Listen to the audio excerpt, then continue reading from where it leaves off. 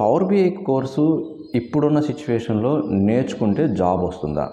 So ఈ doubt అయితే చాలామంది ఎవరైతే non coding non computer science background నుండి కొంచెం ఈజీగా సాఫ్ట్వేర్ జాబ్లో ఎంటర్ అవుదాం అనుకునే వాళ్ళు ఈ కోర్సుని సెలెక్ట్ చేసుకుంటున్నారు. బట్ ఇప్పుడున్న సిచ్యువేషన్ ప్రకారం పవర్ బిఐ కోర్స్ నేర్చుకుంటే నేను జాబ్ తెచ్చుకోగలనా లేదనేది డౌట్.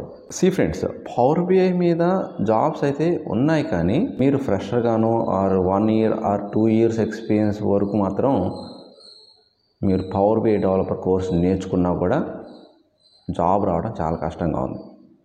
అదే మీరు 4 years ఆర్ 5 years ఎక్స్పీరియన్స్ అయితే, అబోవ్ 5 years ఎక్స్పీరియన్స్ అయితే మాత్రం అక్కడక్కడ ఓపెనింగ్స్ అయితే ఉన్నాయండి. మంచి మంచి కంపెనీస్ పవర్ బిఐని తీసుకుంటున్నారు.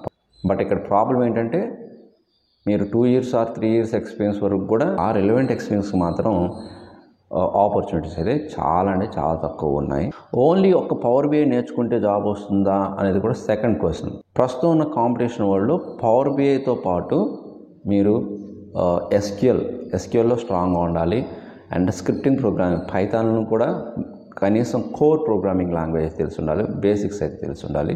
తో పాటు సమ్ అడ్వాన్స్డ్ ఎక్సెల్ స్కిల్స్ కూడా మీకు నాలెడ్జ్ అయితే ఉండాలి.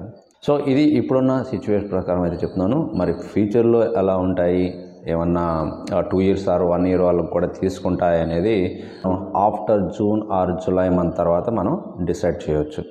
ఓకే, అప్పుడు ఉన్న సిచ్యువేషన్ ఏదన్నా ఐటీ ఇండస్ట్రీ కొంచెం బూమ్ వచ్చి కొంచెం ప్రాజెక్ట్స్ వచ్చి కొంత రిక్వైర్మెంట్ ఎక్కువ వస్తే మాత్రం చెప్పలేము, ఓపెనింగ్స్ ఉండొచ్చు బిలో 2 years వాళ్ళు కూడా. బసాల్ guys for the session. So మీకు ఇంకా ఏదైనా డౌట్ ఉంటే కామెంట్ రూపంలో తెలియచేయండి.